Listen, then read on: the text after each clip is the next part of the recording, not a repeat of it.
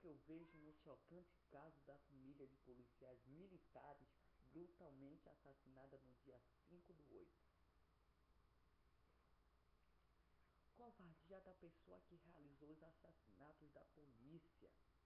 Os grandes, no caso, em manipular os fatos da mídia em oficializar a manipulação.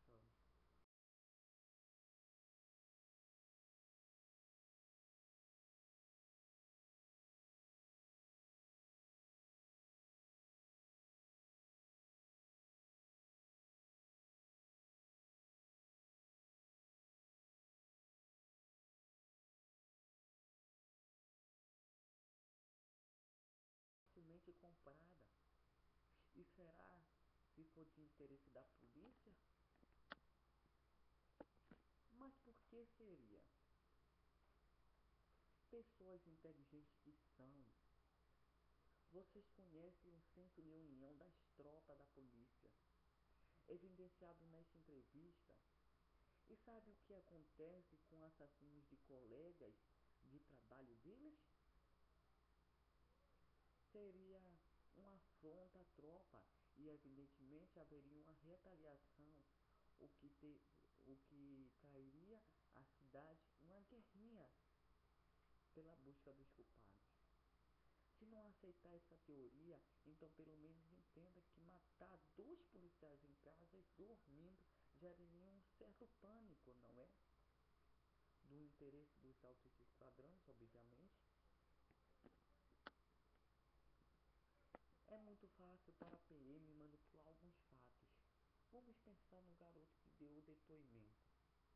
Ele não é convencido a dizer o que disse. Ele não pode ser um personagem fictício, criado só para alinhar os fatos. Olhem de novo para tudo, para a falta de referências do melhor amigo, entre aspas, e me digam se não é possível assim, como não é possível não ser o Marcelo, filho dos PMs e acusado de assassinar os próprios pais. No caso do vídeo, que supostamente é verídico, há muitas brechas na história por si só, mesmo se desconsiderarmos os fatos abaixo. Alguém aí sabe o que é uma pistola .40? A arma usada para combater o crime. Repare que o cidadão, quando segura a arma, ele põe as 2 mãos. E quando atira, ele ainda sente o tranco. Uma criança provavelmente deixaria a pistola cair. Se, se a primeira hipótese não lhe convencer, pelo, pelo menos precisão ele não teria nenhuma. E mais, o garoto tinha fibrose cística. Conhecem essa doença? Pois é, ela te deixa, entre outras coisas, fraco. Outra coisa, não há resto de pólvora em lugar nenhum. Imaginando que o garoto seja um expert em crime, fato que, segundo os muito competentes jornalistas que redigiram as matérias sobre o caso, teria aprendido com jogos eletrônicos. Ele ainda deixaria pólvora em si mesmo ao cometer suicídio. A pólvora sumiu. Após ser efetuado um disparo, você realmente acredita que a família tenha continuado a dormir tranquilamente? Os pais eram policiais, com treinamento e tudo. Será que um deles não poderia ter facilmente tirado a arma da mão do menino enquanto esse se restabelecia no choque da pistola?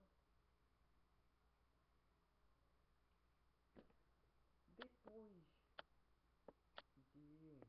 de carro, isso já estava mal explicado. Aí veio esse delegado e piorou tudo. Ele teria abandonado o veículo e voltado tranquilamente de carona. Por que diabos ele é um gênio do crime? Lembre-se, isso seria temerário demais. Um super vilão vindo direto dos consoles, não acham? Ah, mas o malvado sempre perde. Apesar de ser uma inconveniência daquelas reforçada pelo o fato de já possuir uma pistola na mochila, ele preferiu se matar com a mesma arma que matou os pais, segundo a versão policial. Sem motivo, ele só preferiu fazer isso. Claro, mas fez muito sentido.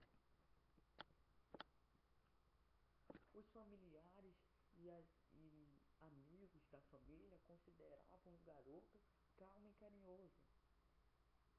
Lógico que isso provém da mesma mídia que eu chamei de manipuladora. Então não tenho certeza se deveria incluir. Vocês conseguem ver um garoto de 13 anos dirigindo um automóvel tranquilamente após cometer um assassinato? Tudo bem, pode existir em casos extremos de psicopatia, mas e as restrições motoras do moleque em questão, como se exemplo sua estatura, como de exemplo sua estatura? Gente, apenas um desses argumentos já descaracterizaria a hipótese absurda levantada pela PM. Eu citei 6, 7, mas existem mais outros. O conto de fadas é o mais absurdo e tem mais fases de roteiro do que o Harry Potter. Nada contra os fãs dele, claro. Claro. Como se não bastasse tudo isso, não há contra-argumentação nenhuma. Os principais argumentos que li, que defendiam, que defendiam a ideia do garoto assassino, foram: ele não tem Deus no coração, ele jogava um joguinho violento. Eu também jogo umas 25 horas por dia, embora me dê muita vontade de cometer violência contra a gente que fala esse tipo de asneira, minha ficha criminal continua limpa. E a da maioria dos jogadores também. É muito fácil encontrar-se um determinado fator, como por exemplo, os Assassin's Creed é responsabilidade por um desvio de conduta, seria uma justificativa simples e conveniente, embora completamente fundada. Olha, francamente, escrever sobre este assunto me irrita, pois já foi tão debatido e me parece tão óbvio se tratar de um bode expiatório que vou apenas linkar um texto de literatura sobre o assunto. Se quiserem mais informações, use o Google e um pouquinho do cérebro. Eu já vi casos de crianças psicopatas. Eu também já. O fato de ser uma criança não é suficiente para descaracterizar o crime. Verdade, já o fato de ser absolutamente improvável que sabia dirigir ou que alcance os pedais com a idade e de dificilmente conseguir segurar uma arma e de ninguém fazer nada contra o menino, enfim. Outra coisa que não é só porque existe casos de psicopatia infantil que que se, ainda se sustenta. Se fosse o caso, mate seu filho e viva para sempre. O fato foi informado pelos policiais e não pela mídia. Ah, e daí? Aliás, você tava lá para ouvir que os caras falaram isso mesmo? Ou tá repetindo o que você viu na mídia? Não contrastando. Os policiais teriam motivo para mentir conforme já foi constativamente apresentado. Veja bem, eu não sou nenhum especialista, além do mais eu tenho 16 anos. Eu não sou nenhum especialista forense.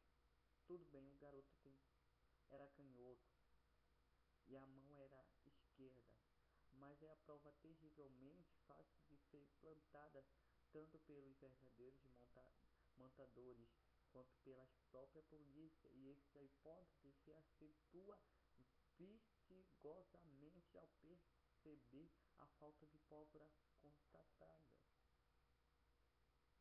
Olha, vejam bem, eu não sou uma pessoa que vê o mundo todo como uma teoria de conspiração.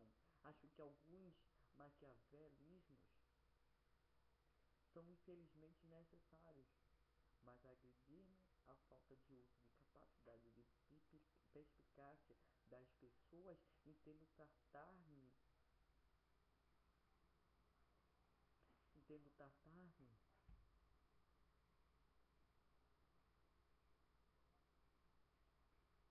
é, é difícil falar sobre o crime, é difícil falar sobre esse crime, porque foi um crime que não teve nenhum sentido uma criança de 13 anos fazer. Entenda isso. A criança vai no quarto, naquele colchão, mata o pai,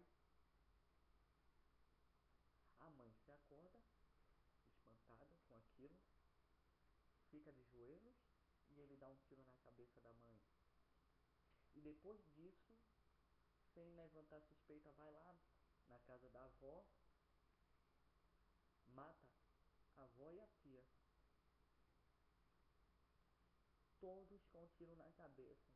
Depois pega o carro da mãe, vai até próximo de sua escola,